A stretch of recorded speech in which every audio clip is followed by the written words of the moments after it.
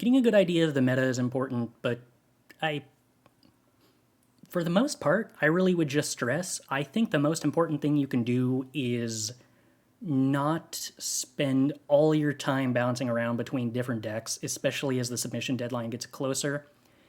It's very easy to tell yourself that you will be able to learn how to play the decks after submitting them. And unless you're working with a team that's already like improved your deck ahead of time,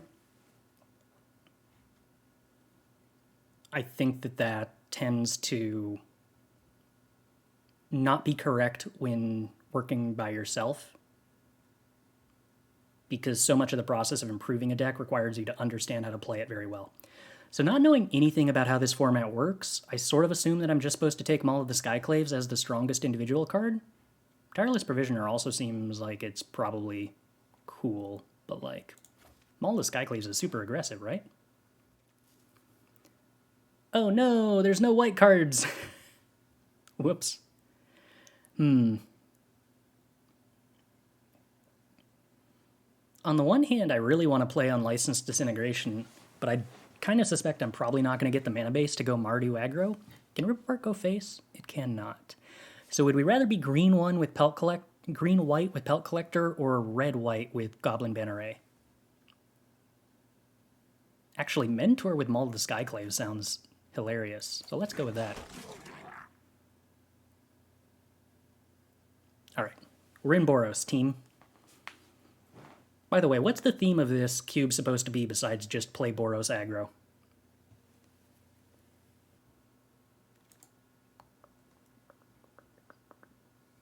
Is mono red good in this cube?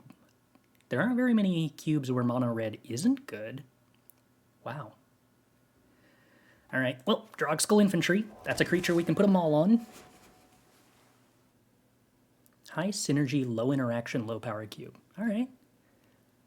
Well, if that's the case, I'm extra excited about playing Maul of the Skyclaves, because that's just a card that kills people who are doing dirtily silly nonsense. I mean, this is definitely a curve, right? Turn 1 Goblin Banneret, turn 2 Drogskull Infantry, turn 3 Maul on Goblin Banneret, swing with my 2/3/3s. Rar.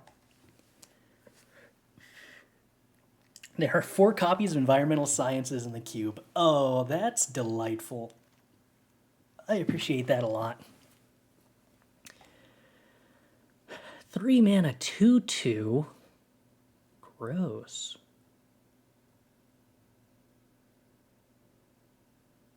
Am I probably just supposed to play Outnumber?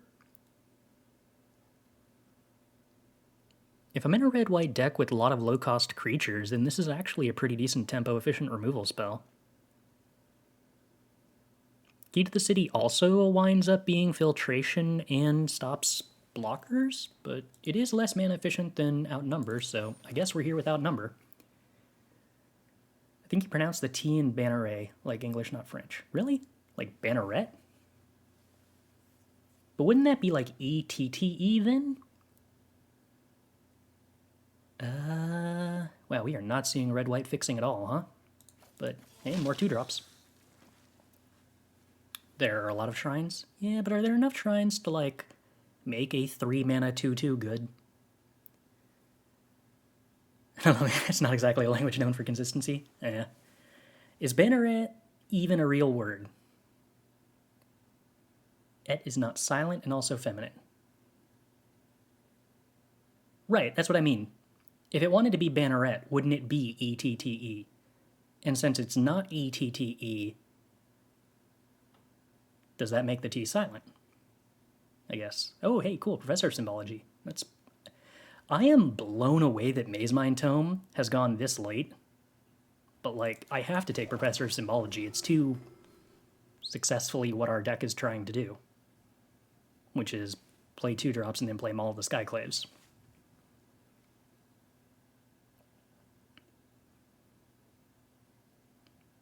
Banneret is a real word, so it's not one of those magic words. Alright, let's do some Google. A knight who commanded his own troops in battle under his own banner. Banneret. Okay. What is the word origin dictionary? Havoc Jester is much too expensive. If it had haste, maybe. Dragon Spark Reactor sucks. I'm going to assume that I'm not playing Traxos, but we'll see. Okay, Goblin Wizardry. 2 tokens with Prowess. Shredded Sails is bad. Secluded Step is a slight improvement. Nahiri. Nahiri does downtick to find Maul of the Skyclaves, so like that's kind of cool. And then upticks to put stuff on? Warriors and equipment? Alright, you know what? Nahiri's probably not good, but let's try it out. Oh yeah, I definitely want to hate lands, because I'm evil. I guess I shouldn't. I should more aggressively force... No, at this point, I don't think that I increase the number of players who pick things that aren't red-white by allowing them to have breeding pool. Like, this just lets a green-white or a green-blue player splash for white or splash red more aggressively.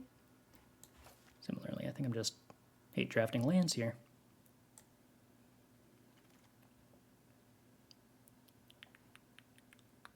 I think I just take my free lesson here. I'm not going to play Seize the Spoils, and maybe I'll get an elemental summoning with Professor Symbology at some point. Roadside Reliquary, huh? I do already have an artifact and an enchantment. I'm just going to hate draft lands. Just going to hate draft lands. Did you run your Yorion Jeskai for your Arena Open? Yes, I did. We could enable a Black Splash with it. This is true. I suspect I probably don't want to play a third color in an aggro deck, but eh. Alright, so we just have to take Fable of the Mirror Breaker, right? That's like by far and away the strongest card. By very far and away. Oh, we can also like copy Professor Symbology. Yeah. I've been told Fable of the Mirror Breaker is a pretty strong card, so it's probably playable in Limited, I think. Yeah, I mean, having the flexibility of splashing black is nice. It's free value for 0 cost, essentially. So this is all true. Okay, so Benelish Honor Guard has no legendary synergies, but are you a knight? Or, no, you're warrior synergies. 4 mana, 4/4 haste with learn synergies, which I guess is like technically sort of cute with Fable, but unnecessary probably. Honor Guard is decent. Lightning Spear. Equipped creature gets +1/+0 and has trample. That doesn't feel very good, but it is an equipment to hit with Nahiri, I guess. I'm probably going to wheel start from scratch. Is Ceremonial Knife better than Lightning Spear? Probably not. I'm sort of tempted to just take the Honor Guard, though, to be entirely honest, but, well, whatever. We'll go with the equipment. See what happens. Ooh, okay.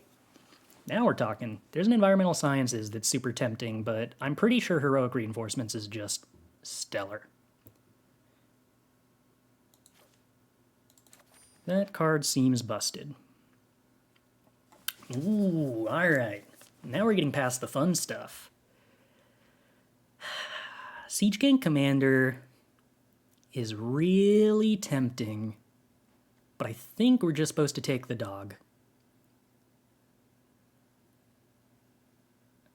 Huh, I didn't realize that Isamaru had gotten errated from Hound to Dog at some point. That makes me happy. Alright, yeah. We're an aggro deck. We're going to take the 2 mana, or the 1 mana 2/2. You only hit 3 drops or less, which means currently outnumbers the only thing you hit, but also you're a 2 mana 2/2 with haste, which is like decent. And I don't think there's anything else that I really want to splash anyway. I could like technically play Indulging Patrician, but like, nah, probably the 2/2 haste.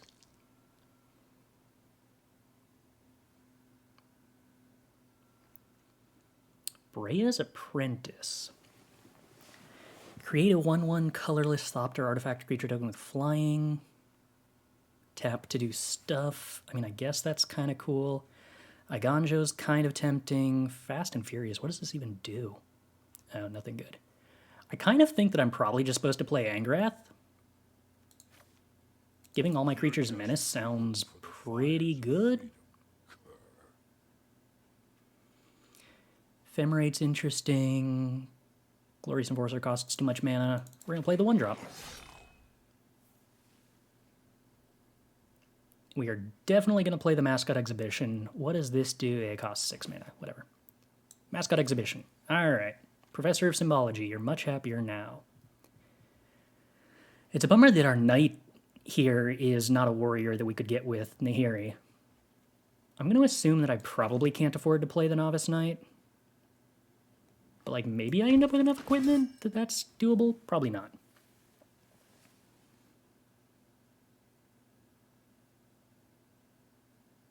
Think our 2-drops aren't good at pushing damage? You think? I mean, Blood Petal Celebrant and Blood Petal Celebrant is fairly decent at pushing damage. I guess I'm kind of operating under the assumption that we find Maul of the Skyclaves on turn 3 every single game. But that's probably not going to happen as often as I might like. I think I actually probably want Enthusiastic Study in this list. Not like very much, but currently it's playable. We do have a lot of lessons that are... I mean, Mascot Exhibition is really strong. That makes me feel like I'm supposed to value learn quite a bit more than I normally would.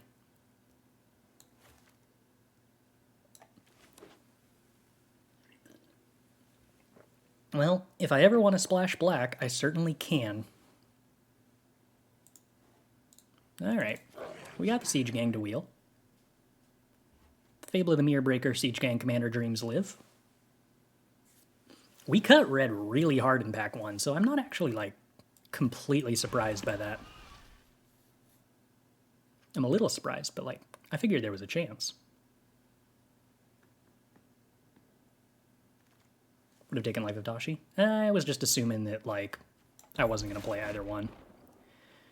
Okay, now we're talking. I'm pretty sure I just, like, super love Blade Splicer, right? Do you have a cost discount thing? No. You don't really do anything meaningful. Yeah, we're just super into playing our 3-mana 4/4. Just like that a lot. We haven't seen a single red-white dual land. That's kind of wild.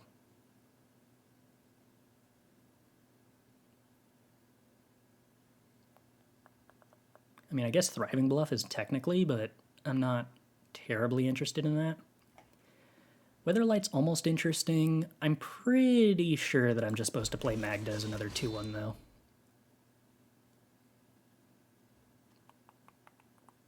Sir Alan kind of works with this deck. Terror of Mount Velis is way too expensive. Treasure Map is okay. Not super interested in Castle Dracula, so I guess the choice is between Treasure Map and Sir Alan.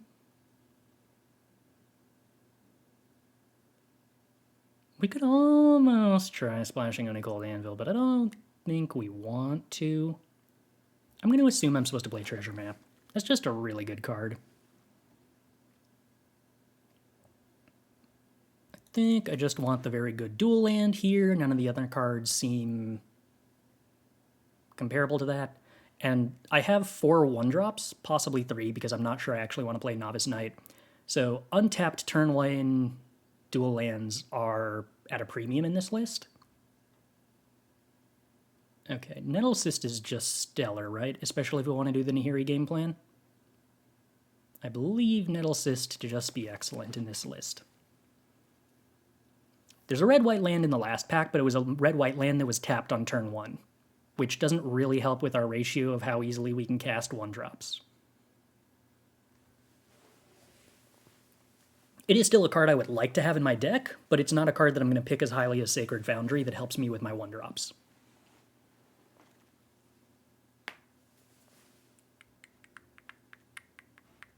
What are you? Haste, another target creature with power 2 or less can't be blocked this turn. Oh, that actually seems really good in my deck, right? Discard your hand until end of turn whenever a creature you control with power 2 or less deals combat damage to a player, draw a card. Ooh, okay. Subira, welcome to the deck. And is this the same Honden? No, it's a different Honden from earlier. I don't know. Rise of Exodus is like a card that I never want to play, but maybe we would play it? Dwarven Hammer, what do you even do? You do make creatures. That sort of fits the list.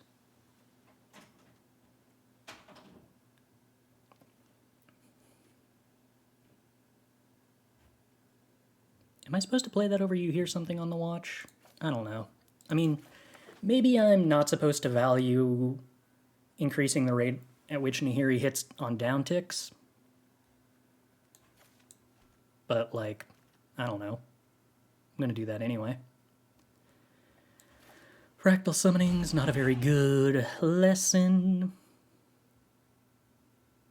First day of class is definitely technically playable. All we have to do is get to 9 mana, and then we get to first day of the class mascot exhibition. That probably wins games. Sort of. I'm not going to play any of these cards, so I guess let's not let somebody have Uncult Anvil. I'm not going to play any of these cards. Let's play Forebear.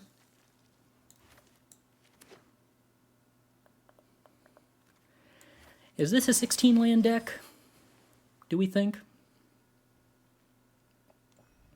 Do we have enough equipment to actually run the night?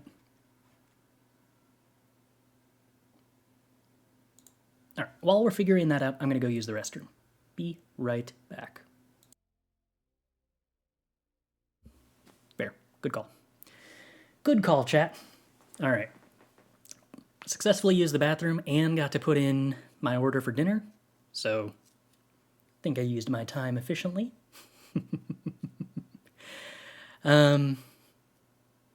So this looks like an aggressive draft deck, not an aggressive cube draft deck. I don't know. I think like this is actually a pretty decently...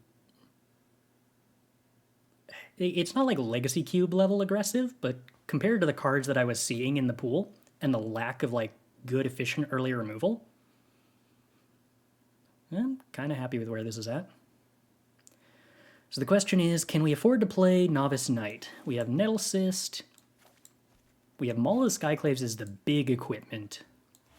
Dwarven Hammer. Lightning Spear.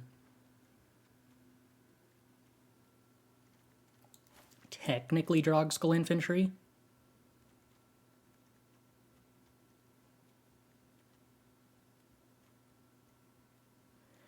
And we have Nahiri to find those 4.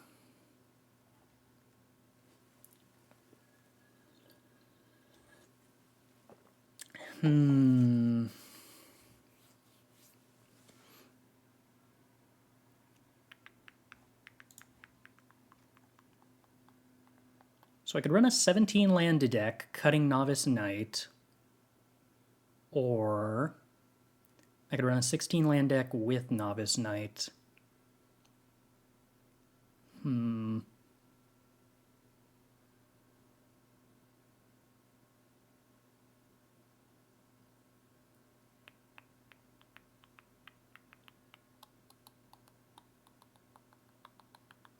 we run Traxos? All of our artifacts are actually things that untap Traxos, right? We have Angrath, Maul, Lightning Spear, Hammer, Subira, Treasure Map, Magda, Isamaru. We might actually be able to run this Traxos. Fable does not. I don't... Oh, it's a saga. Right. Enchantments don't, but sagas do. Okay. You know what? I think I'm on board for that.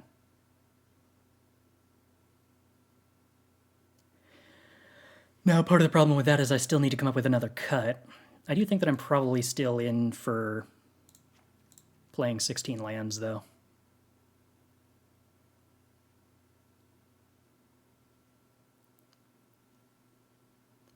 So we have two lessons,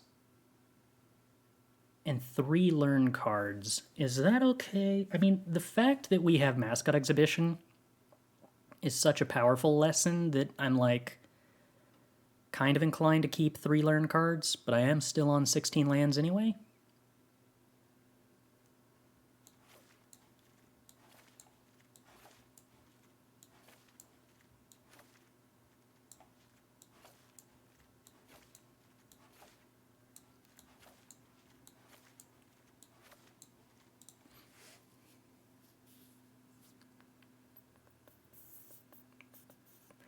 The problem with playing 1 less planes is that we do have Isamaru, who kind of rewards us for having untapped white sources on turn 1.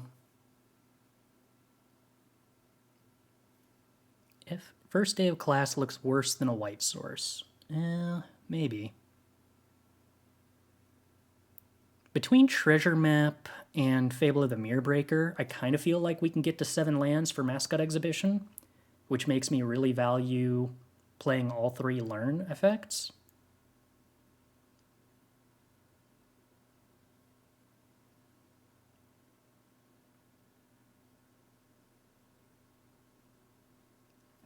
I think I'm going to run it like this, but I could definitely be convinced first day of class or enthusiastic study was worth cutting for a land. I think it's kind of close. But we'll roll with it and see how it works.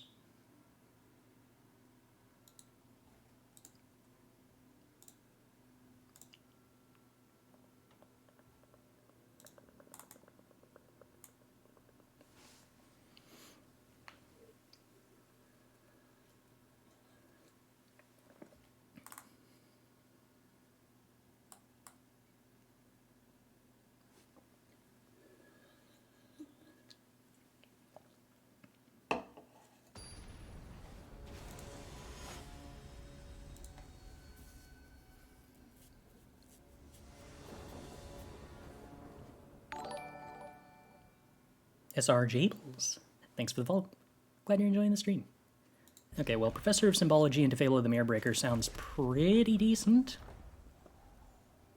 Oh my goodness, Fable of the Mirror Breaker's ability to make treasures with Treasure Map is kind of delightful, isn't it?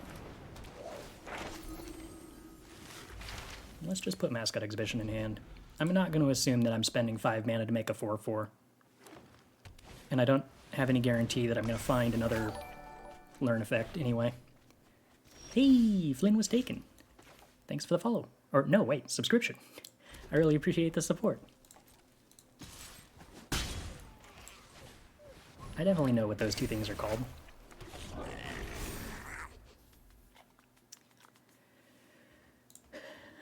Do I want to uptick Nahiri first or downtick Nahiri first? I'm assuming probably uptick Nahiri first, right? Kadama. Okay, well, I assume I want to discard 1 card at least. Okay, what is your downtick? Number of twice warriors and equipment. You're not a warrior, you're not a warrior. I can play 1 equipment.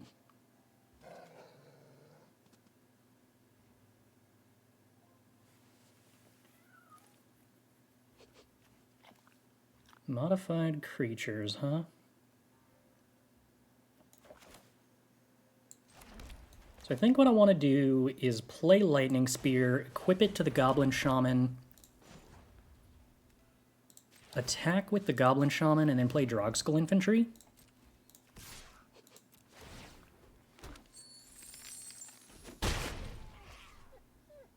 I could also just equip it to the Professor of Symbology to trade with the Kadama, but I think that I'm supposed to be being aggressive here.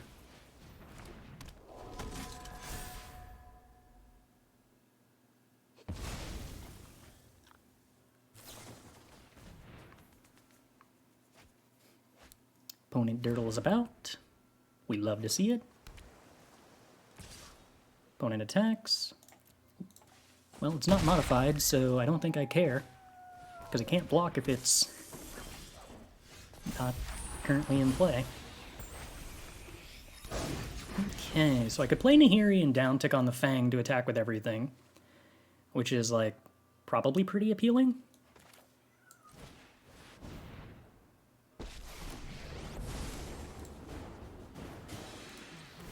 My people, nothing matters more. They don't have a way to remove my Lightning Spear in response, which is very nice.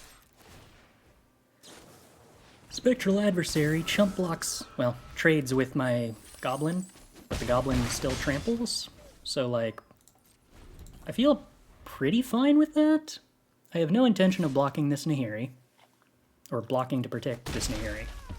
I could have equipped Lightning Spear and, like, represented a trade, but, yeah. I feel like I'm probably just supposed to be killing my opponent.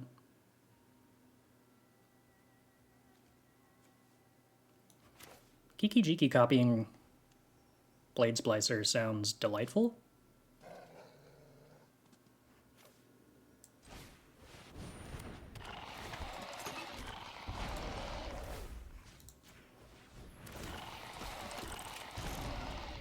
So let's just go ahead and equip to the Professor of Symbology. And then attack with everything. Keep pressuring the opponent. Yeah, no. By putting it on the Professor of Symbology, if they kill the Drogskell Infantry, we have the enchantment mode of it ready. Probably not what I actually want to use, but... yeah. Anyway, we got 2 for striking, 3 threes for blocking. That sounds pretty solid. Dwarven Hammer technically exists. Fine by me. Don't really need it.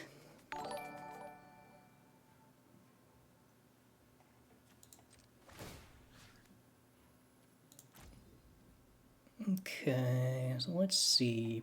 I'm assuming I just want to keep attacking with these Blade Splicer tokens.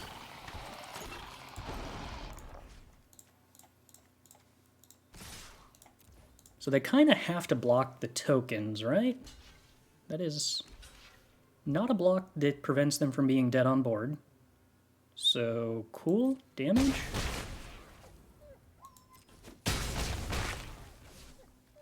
And I just sack this to do 3 to you? This seems like lethal. That was lethal. Alright. Reflections of Kiki-Jiki Blade Splicer looking quite a bit more powerful than everything else that was happening that game.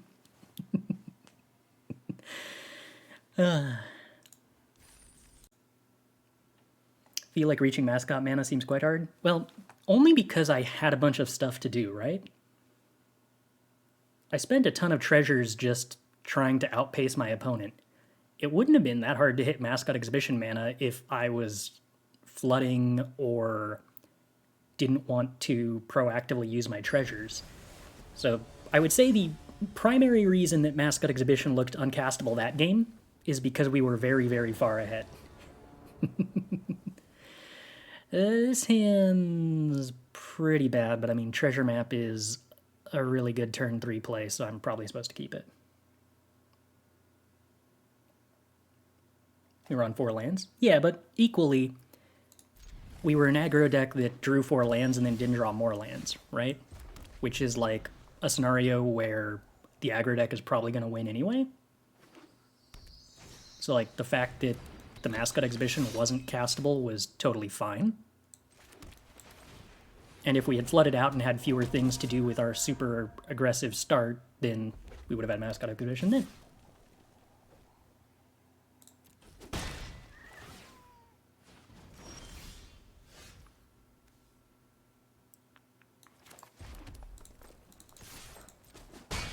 Three color nothing is curious. So like, for example, this is a game where having access to Mascot Exhibition is looking like it's going to be very good.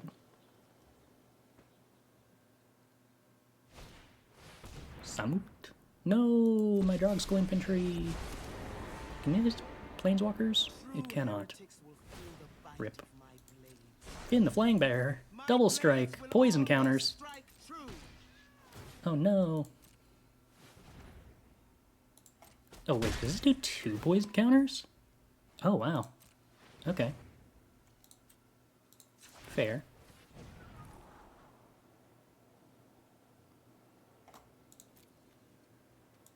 It does complicate this a little bit, doesn't it?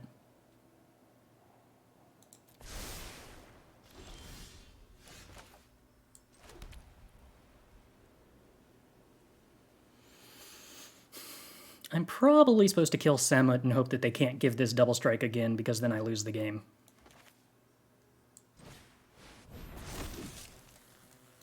Oh, no, right. I can leave back a blocker in case of that.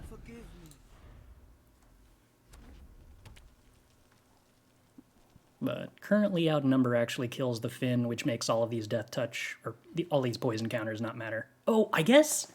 Hold on. I do have to worry about Proliferate, don't I?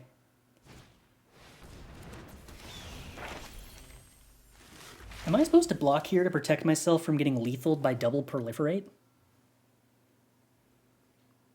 As far as I know, Finn is literally the only card on Arena that makes poison counters happen. I do not believe I'm supposed to protect myself from double Proliferate.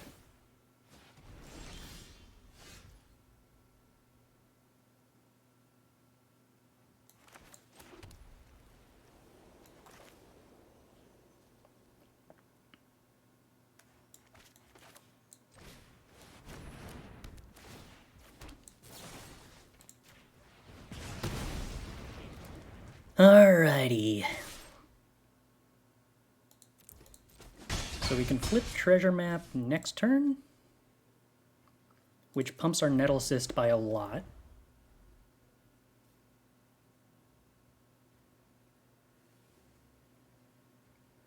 The Mascot Exhibition will be very awkward eventually, although Subira does a pretty good job of making stuff unblockable.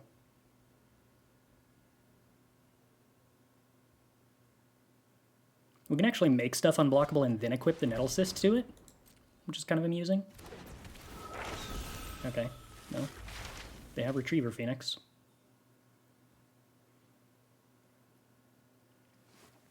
I guess that's fine.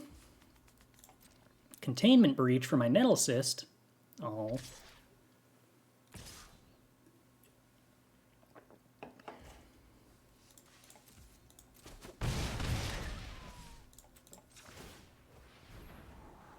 Don't want a mountain.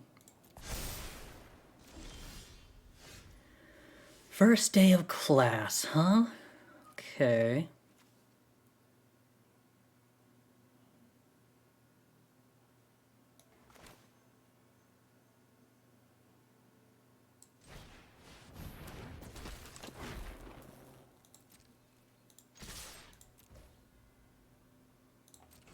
Oh. Well, that was a mistake. I thought that I was clicking to let them go to blocks, but I guess it automatically passed through the attacker step because they didn't have blockers? Weird. Okay, well, I lost 2 damage for free there, but okay. I guess we'll find out if that matters.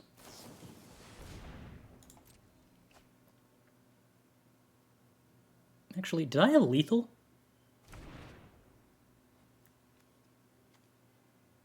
I think I did. Could I have gone first day of class, activate treasure? No. I couldn't use the treasures without decreasing the amount of damage that I was doing, because that would shrink the Nettle Cyst.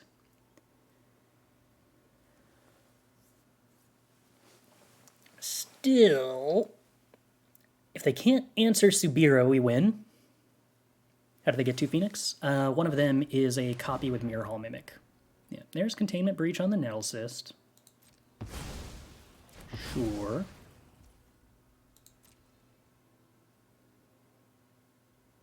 They have 1 mana available. I have an Enthusiastic Study that ought to be lethal.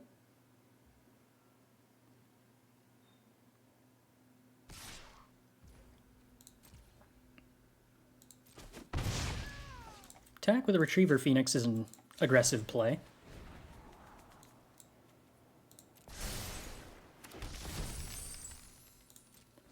Alright, so there are many ways to lethal here, but we're going to go with this one because this seems like the most interesting way to do lethal.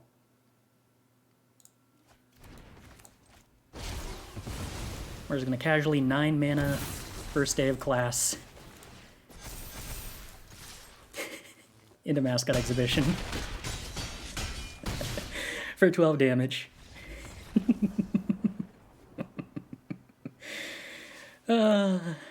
Good times, good times.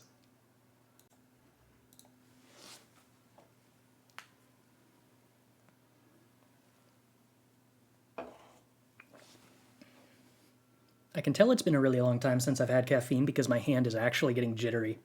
It's a very good thing that Arena is not a client that, like, cares about your hands at all. Otherwise, my boomer hand control would be a problem.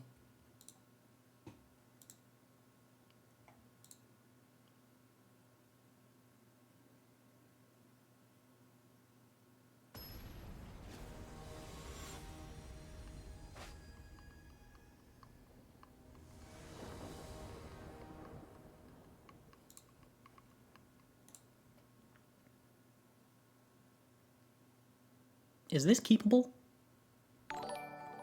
Am I allowed to keep this? Is Blade Splicer just good enough to make this fine?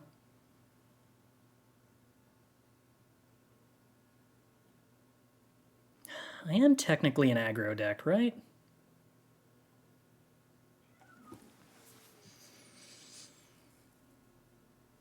I'm on the draw. We'll just draw a red source. It'll be fine.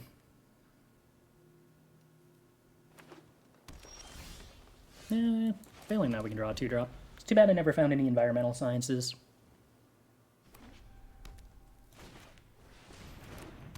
Alright, opponent's off to a rampy beginning. Let me draw a double red card. That's not best. Let's see. We are getting rid of Fireblade Charger in the interest of trying to find a red source. Success. Prosperous Innkeeper blocking our professor is sad, disappointing, unfair.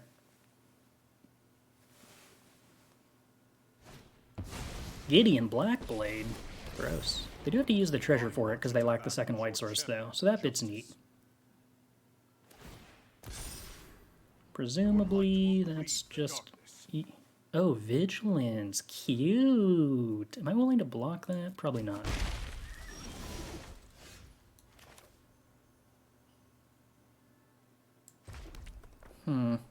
Yeah, I think I just have to believe Blade Splicer. No attacks. It's too bad. First day of class, Blade Splicer would be a really cool combo. Voracious Typhoon. Gideon, you're annoying. No blocks. A red source so that I can down-tick on Angrath would be preferable. Enthusiastic Study. Okay, good work, deck. That functions. That functions quite well.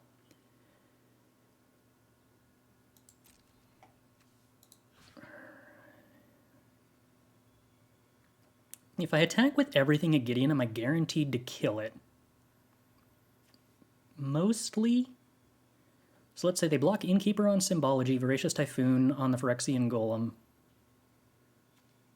Yeah, I think I'm probably supposed to do that.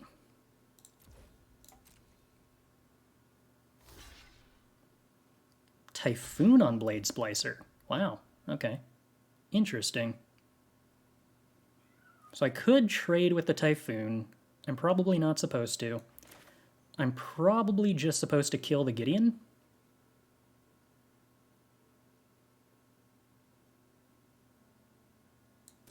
Probably just supposed to kill the Gideon. And I guess we... Go and get summoning, maybe? Do I actually care about card advantage right now? Or do I just want to loot something away?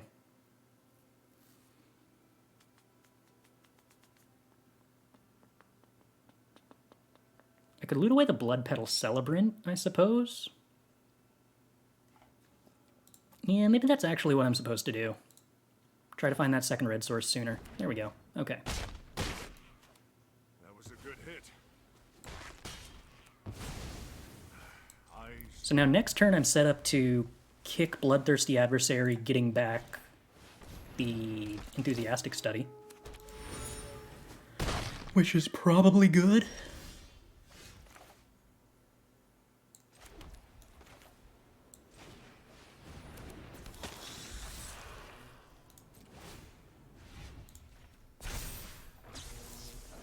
That hits the Professor of Symbology, lets us get Mascot Exhibition, lets us attack with everybody. They don't really have good blocks. I mean, they have a block. Alright, opponent thinks they can kill us. I'm scared that they might be correct.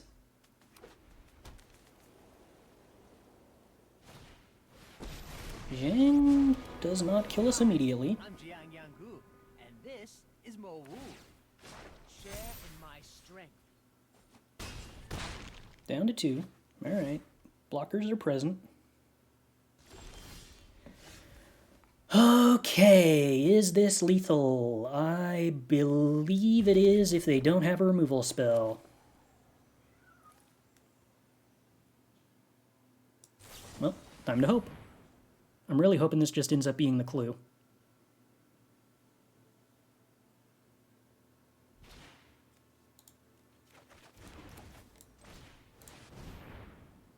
Six, 8. Oh no, is this only a mass 1? No, it's a mass 2. Okay, cool. A chase stokes the forge. The only prize I desire. So that should be exactly lethal if the opponent doesn't have interaction.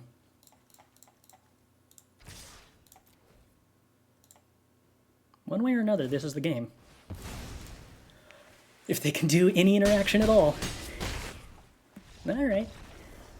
First day of class, actually being relatively interesting. Have I done a set review yet? No, I have not. I'll probably do that tomorrow after the open. Sounds like a good idea. I'll have to spend the rest of today thinking about what format I want to do that in.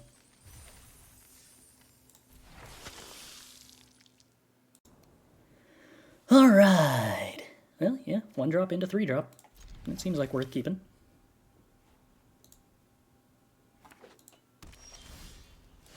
One drop into 2 drop into 3 drop? Into 4 drop? Now that feels like I'm getting to play an aggressive deck. I really, really, really appreciate the effect of the rain on this map. I feel like that really, fits the neon cyberpunky aesthetic.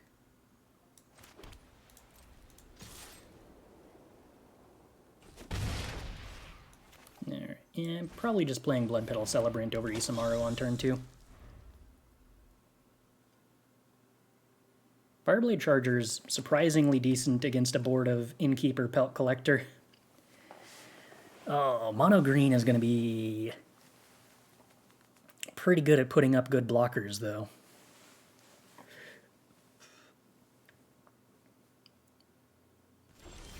Okay, well that was pretty awful for them. So I would consider myself excited. Oh, Traxos is going to be amazing with this hand. Wow. Are you a construct? You are. Okay, golems get first strike.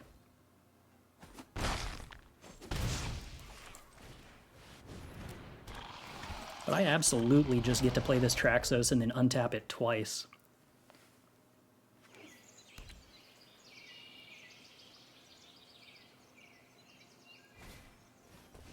Death Touch. Wow, my opponent's entire board just can't handle Fireblade Charger and Blood Petal Celebrant, huh? Okay, I think I'm probably supposed to hold back with this Blade Splicer. I don't want them trading with it and then enabling the Death Toucher on the 3/3.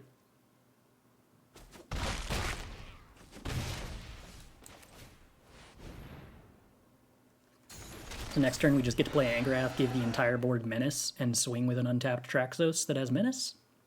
That seems pretty disgusting, right?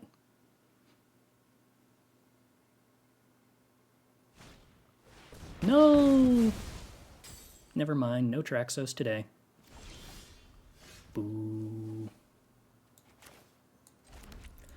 Alright, everybody get Menace. Here be monsters. I want to trade this Blade Splicer for Pelt Collector? Probably. Probably. It makes the Menace stronger next turn. Oh, or they just don't block. Cool. Well, hopefully Mono Green doesn't board wipe me here. But as long as they don't board wipe me, I think I'm pretty good. Yeah, turns out. Pretty good.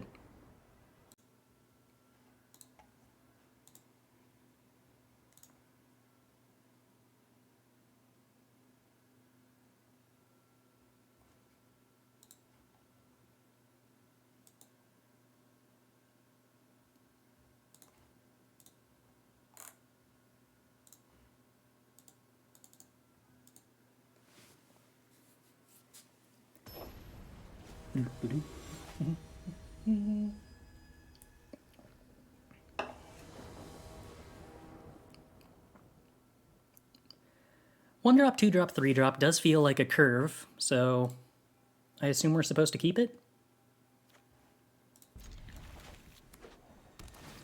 Oh no.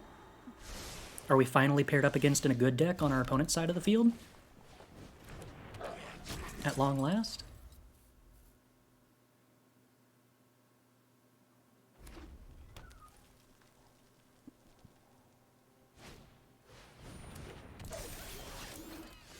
Gross.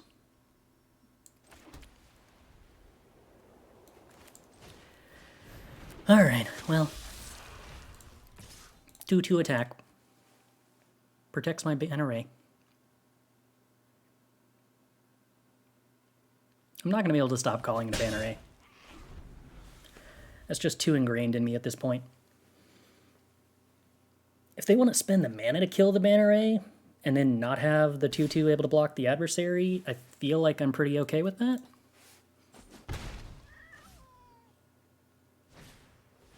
Thraben Inspector. Oh no.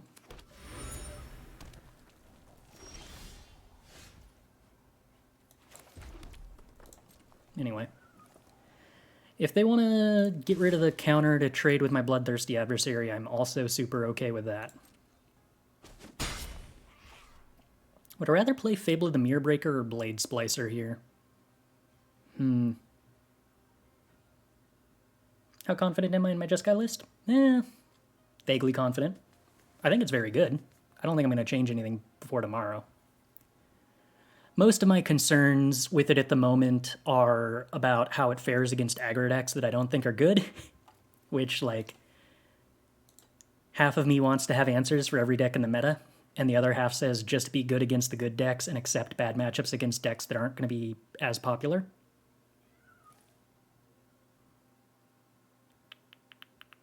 I think I'm supposed to prioritize playing Fable sooner so that it flips faster. And then I can try to start copying Blade Splicer.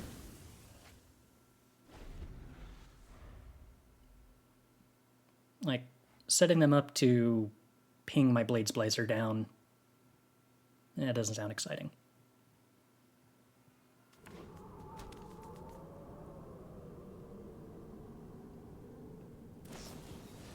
First day of class. Okay. And then what? 2-drop, huh? Legion's Landing. Oh, gross. A lifelinker. No. 2 1-drops. Oh, gross. Opponent's so good. And flips the Adonto. Maximum gross. Am I supposed to get rid of the lifelinker? I don't think I can afford to.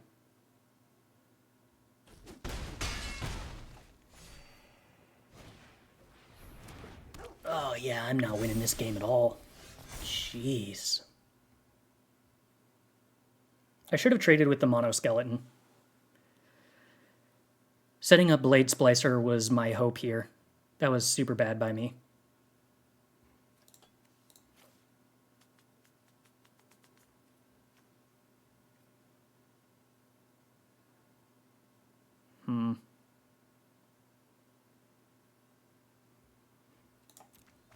think I need everything else here. That's not very helpful.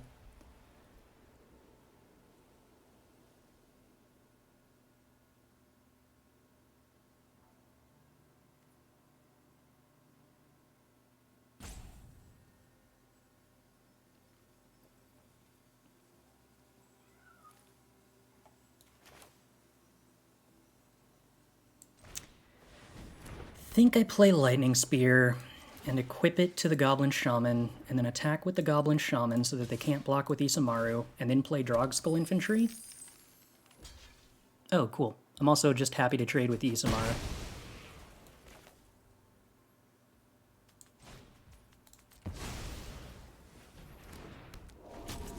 I mean, I am currently having to fight the Adanto, but if I do successfully flip Fable, I think I can just manage that.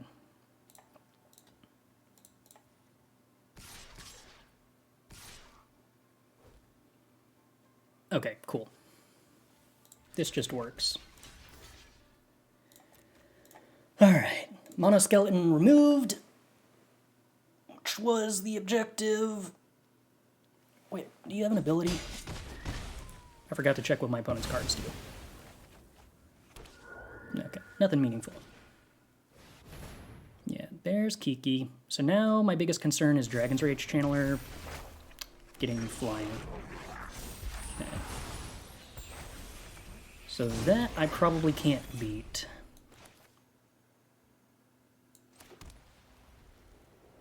Troubling.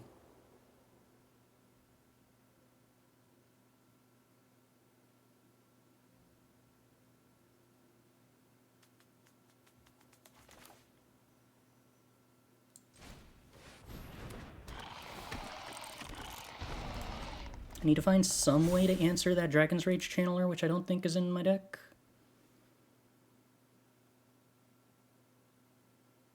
Will I be deck testing by myself or with the group? I am testing with Team Sanctum of All. Tested with them for the last couple of set championships, and it was a delightful experience.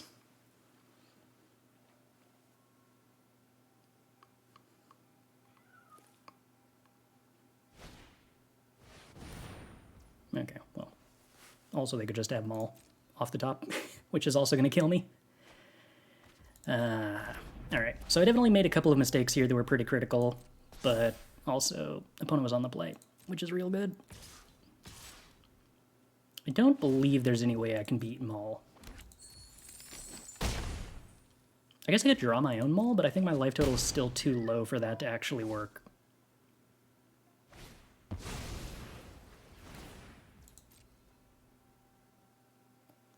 I don't think I have any way to gain life. First day of class. Copy Blade Splicer. I would have a lot of damage if I had one more mana here. But it still wouldn't be enough.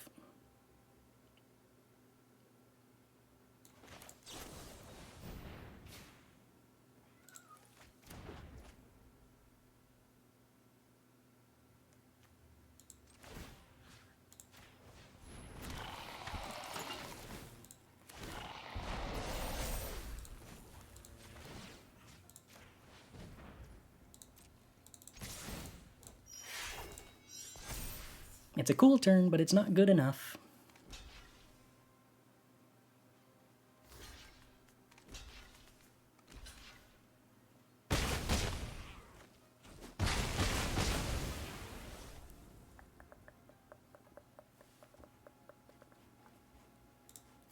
Boop.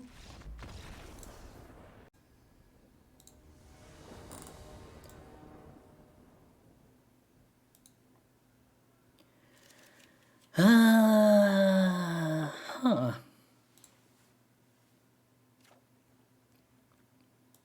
This isn't a good hand, but it does have Maul of the Skyclave, so I'm probably supposed to keep it. It was like kind of a 4-turn clock.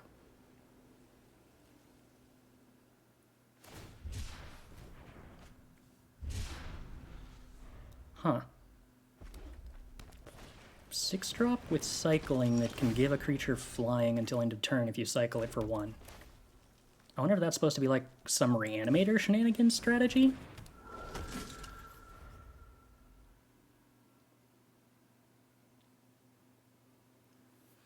I wonder when I'm supposed to turn 2 nettle or turn 3 nettle cyst and when I'm supposed to turn 3 Maul of the Skyclaves.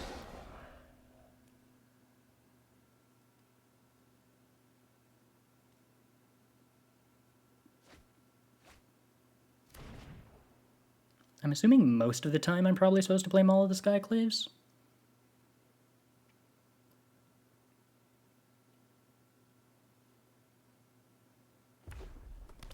Might just be draw 2 synergy? Yeah, I guess. I mean, I could see that being why it's in their deck, but that wouldn't explain why it's in the cube.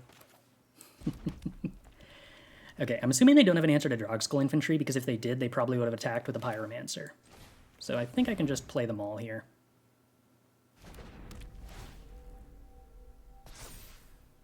Oh, this doesn't make it a 5/5. Huh. Okay. So not a 4-turn clock. There's a cycling archetype. Ah, okay, there we go. Baron.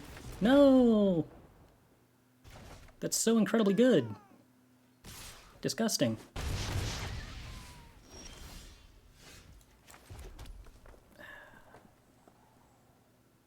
Gross. Alright. Drogskol treasure map. I'm not thinking that I can... I mean, I guess if I hit another land and can play Siege Gang Commander, there's a chance I can stabilize here.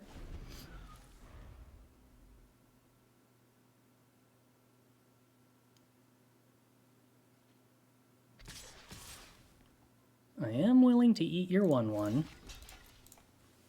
What makes you willing to attack with the 1/1 but not willing to attack with the Pyromancer?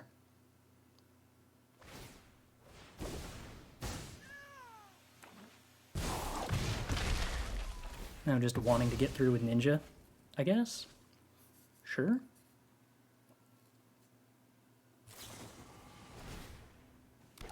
Okay, Spike Field Hazard, sure. That's reasonable-ish. Nettle Cyst is just a 3/3 right now, which I guess is fine. Oh, it's not because they bounced Baron. Gross. So I should have played Magda? Maybe?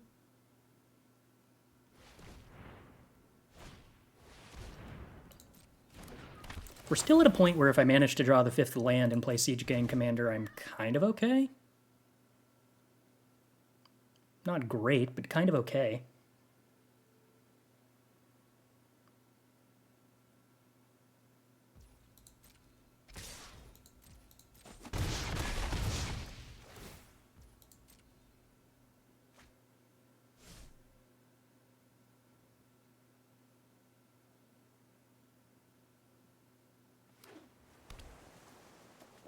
Alternatively, the Golem 3-drop would also be good. Okay, we'll take a mountain.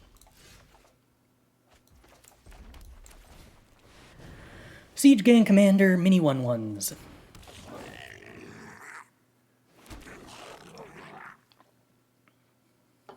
Oh, Baron is cool with Ninja, isn't it? Like, Ninjutsu actually triggers it to draw a card. If you bounce an elemental token with ninjutsu, does that trigger Baron? I'm going to assume that it probably does. It is a permanent that was put in your hand, and then it ceased to exist after it was put in your hand. I think I'm just supposed to trade off here. I don't want them to draw the card.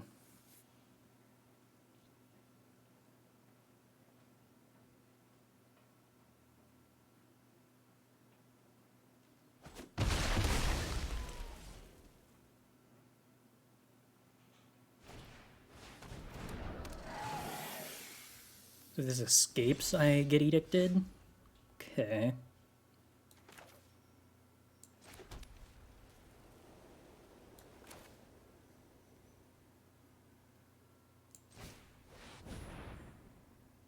I think I just sit here taking my card advantage where I can get it. Prize I desire is your head. So this sets me up with a chump block on the Farika spawn, and then I ping something. Or else, if I don't ping anything, I get to activate treasure map.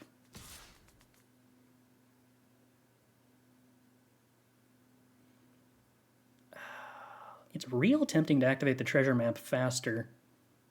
Start getting card advantage sooner.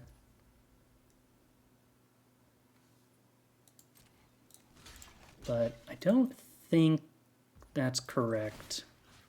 I think I'm supposed to kill this pyromancer.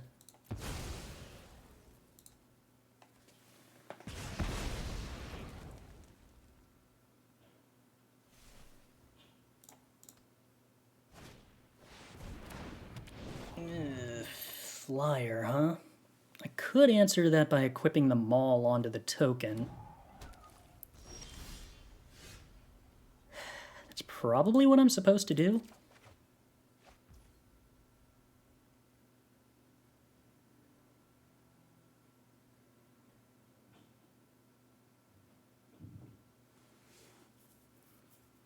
Equipping the maul onto the token isn't very exciting if I'm also down-ticking Angrath.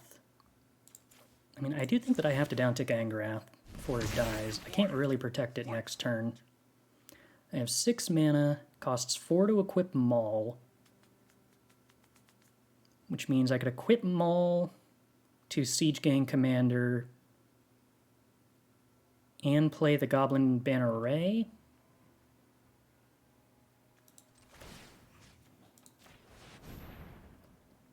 And still leave up treasure map activation.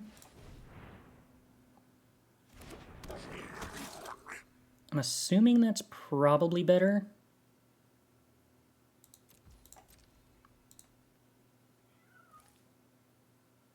Than leaving up Siege Gang activation.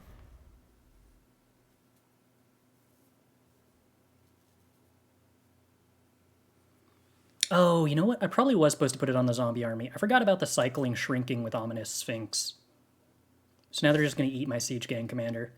Whereas if this was a 6/6, that wouldn't be as easy to do. Ah, shoot.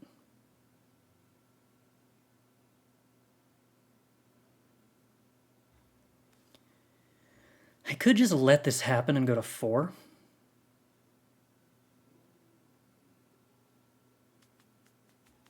I think I still have to force it, but yeah, this was wrong. Oh. Okay. Oh, I see. Opponent forgot it at first strike. Never mind. Everything works out. Oh, Fable of the Mirrorbreaker discarding 2 cards with an Ominous Sphinx in play would have been a huge problem. Wow, I'm glad I did that.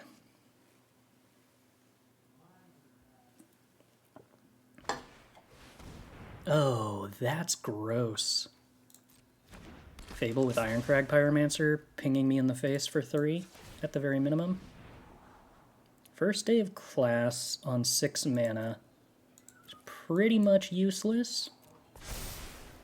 No, it wasn't useless. Oh, I was going to make treasure. Right, oh well. I still don't think it would have been enough. Blade Splicer? Yeah, okay, that's keepable.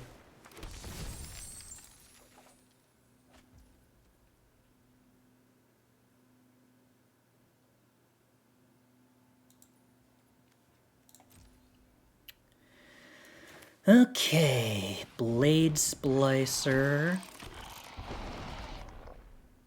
I'm at 8, huh? That puts me wicked close to dying. And yet if I don't die, 5, 6... I can make the Siege Gang Commander a 10/10 here if I wanted to. Do I want to?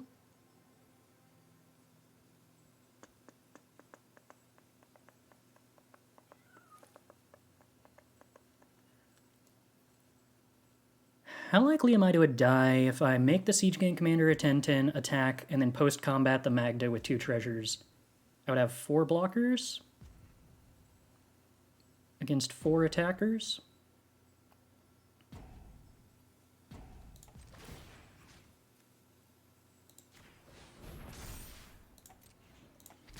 I think putting the opponent to nearly dead is worth the risk here.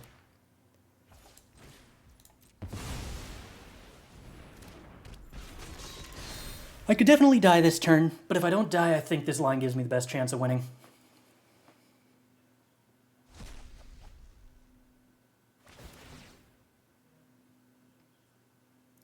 Just the Wind is gross.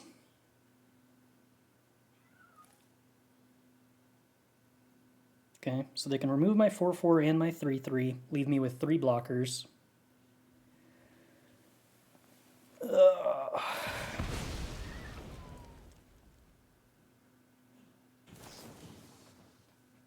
But you still gotta kill me, because I got a lot of burn damage at their face here.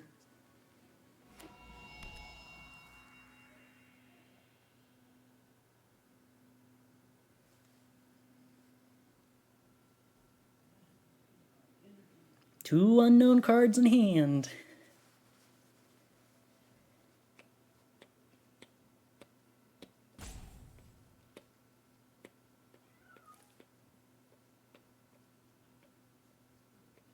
They can draw 2 cards on my turn to do an additional 2 damage with Ironcrag Pyromancer. That's not easy to do, but it is hypothetically possible.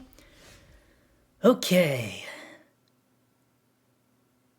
That's a good old nothing from the opponent.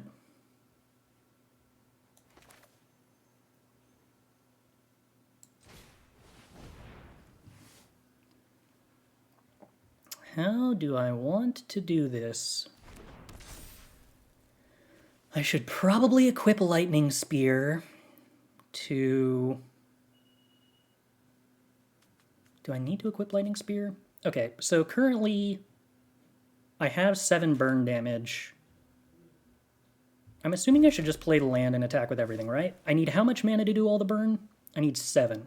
I have currently 7. I'm going to get 1 treasure from Magda, but I just don't think that I'm supposed to give the opponent an opening for that to matter.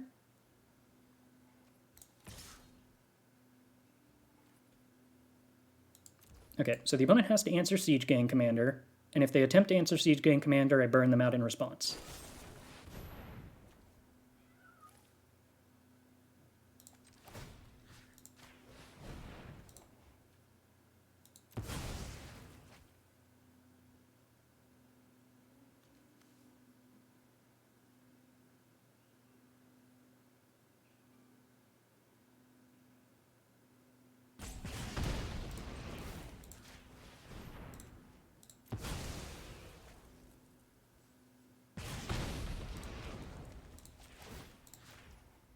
Oop.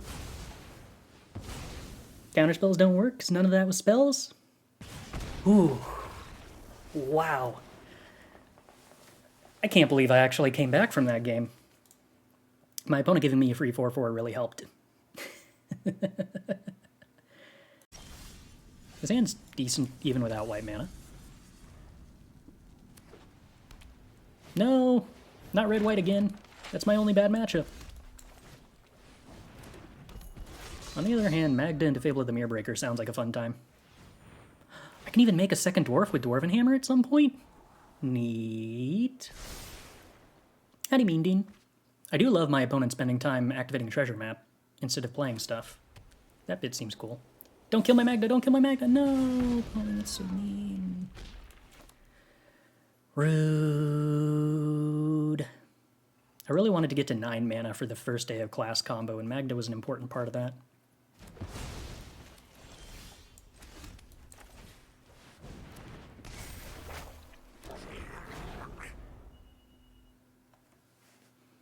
Please stop killing my treasure producers. Jeskai. Wowzers. No! I mean, I guess that's still better than them killing the Goblin Shaman. Missed the land drop after all, huh? Icky. Okay, well, I still get to kill their creature. They didn't activate Treasure Map is nice. We attack with this. We play our Nettle Cyst. Now every time we attack with Goblin Shaman, our Nettle Cyst gets bigger.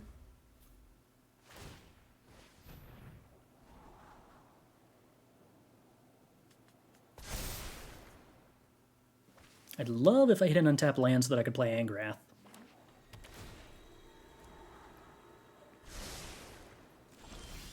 Thank you, deck. Now my creatures have menace.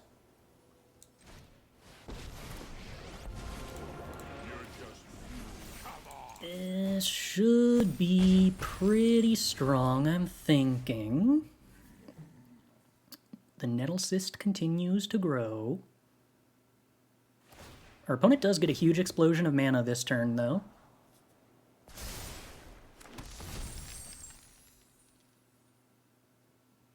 So all sorts of nonsense can happen.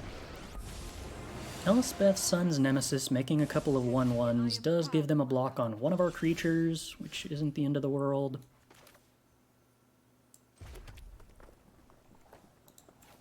But I'm thinking we should mostly be good. The land lets us Bloodthirsty Adversary back outnumber, so they can't actually block anything, which is probably good for me.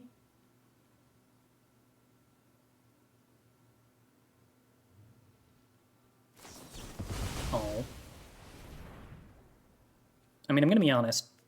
That's still probably totally fine for me. Alright, Aboni, you want to trade your everything for my something?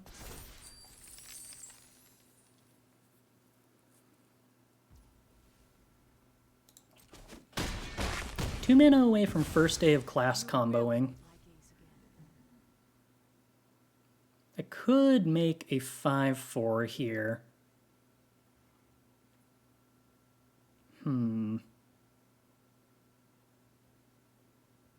Costs me 1 power on the Nettle Cyst, but, like, has a 5/4 in play. I'm probably supposed to play around a board wipe, although I don't know if there's actually any in the cube. So I think doing nothing here is probably correct.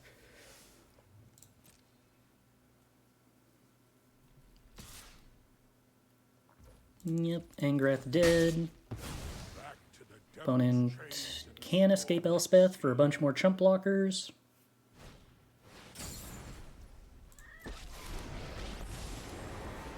I can escape my past no more than I can escape. If you are going to fight, fight beside me.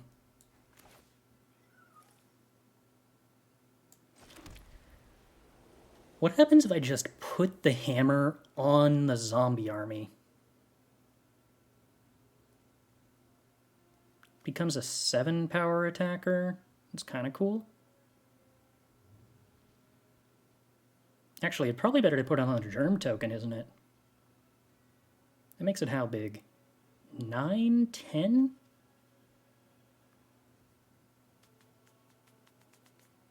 Wait, is that lethal?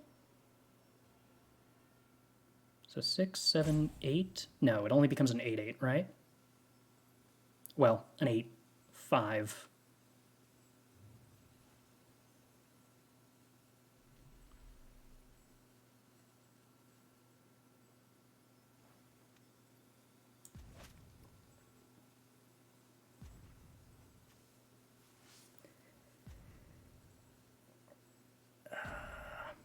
What if I first day of class and then kick the Dwarven Hammer and attack with it? Does that do anything?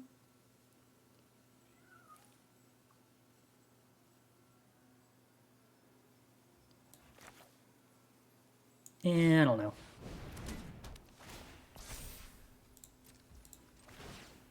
I'm going to be honest, mostly I want to do it this way because that sets up for the first day of class combo next turn, and that's a much more entertaining way to win.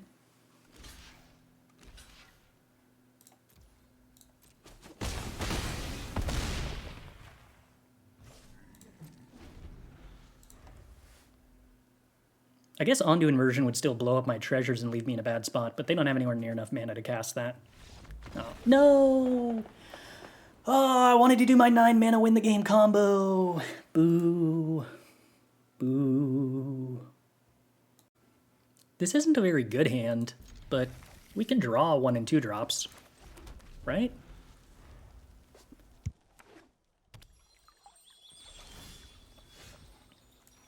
Or we could draw lands. I guess that works too.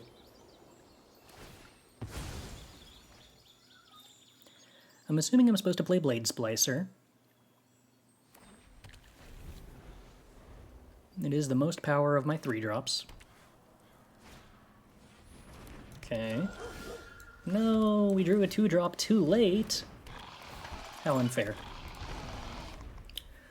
I'm going to assume it's slightly difficult for the opponent to put Stonebinder's Familiar in to attack mode through a 3/3 first striker, but maybe they'll have, like, I don't know, Portable Hole would be pretty good here. Maul the Skyclaves. Fancy. I'm assuming I'm probably just supposed to Heroic Reinforcements and turn everything sideways. Why was my Phyrexian Golem a 5/5 for a second there? What? Did y'all see that? What just... why? Huh?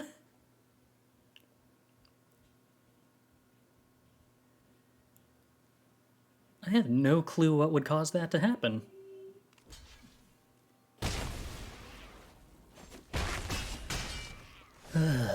Well, my opponent's life total is relatively low. Jump blocking has already occurred. We have Maul of the Skyclaves to make creatures bigger. Silent Departure's good. Okay, well, also Traxos seems real good. It's costs what, 5 mana to flashback? Okay, you want to try to... I have a hand of 4 cards that untap Traxos right now, so that seems pretty cool. I guess I don't, because I can't cast Angrat, so technically only 3 cards that untap Traxos. We hold the Unspeakable, creatures get -2/-0. Oh. Alright, well, I guess I should probably Maul to untap Traxos, and then, like, put Maul on Traxos, because it's the only creature that's not going to get -1 power from that. This is like draw a bunch of cards, right? Yeah, that's fine. Okay, well, I'm very close to putting the opponent to 3, which is decent considering I have a Lightning Bolt in hand. It is a 5-mana double red Lightning Bolt, though, which is not yet castable. If they board wipe me, I do get to do 1 damage to them with the Fireblade Charger.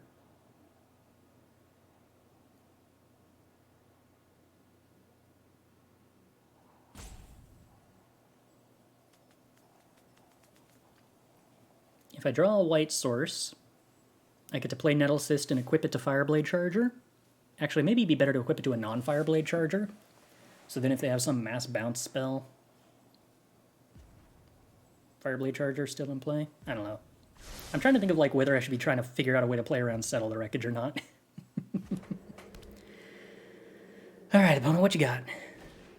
Blossom Prancer. Does that like gain life or something? Yep. Yes, it does. And a Gilded Goose. Oh, that's a flying blocker for Traxos. Anyway, I'm gonna, like, play this here Lightning Spear to untap my Traxos. And then, like, equip to Fireblade Charger and win because Traxos has Trample, and that's good.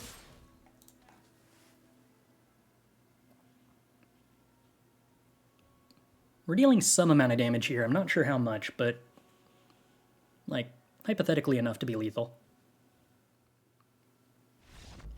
Yay!